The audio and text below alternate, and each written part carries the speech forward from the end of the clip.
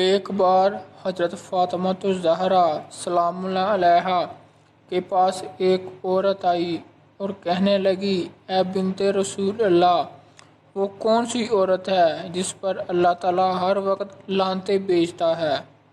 تو اس کے جواب میں حضرت فاطمہ الزہرا سلام اللہ علیہا نے جواب دیا کہ میں نے اپنے بابا سے سنا ہے، جس عورت میں یہ دو نشانیاں پائی جائیں اس پر اللہ تعالیٰ ہر وقت لعنتیں بھیجتا ہے۔ اس پر وہ عورت بولی، وہ کون سی دو نشانیاں ہیں جس کی وجہ سے اللہ تعالیٰ اس عورت پر ہر وقت لعنتیں بھیجتا ہے؟ تو اس پر حضرت فاطمہ الزہرا سلام اللہ علیہا نے جواب دیا، پہلی وہ عورت جو بے پردہ ہو، وہ معاشرے میں بے حیائی پھیلاتی ہو، اور دوسری وہ عورت جو غیر محرم سے اپنی تعریف سن کو خوش ہوتی ہو۔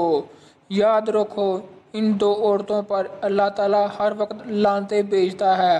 روز قیامت کے دن ان دونوں عورتوں کو سخت عذاب کے ساتھ اٹھایا جائے گا۔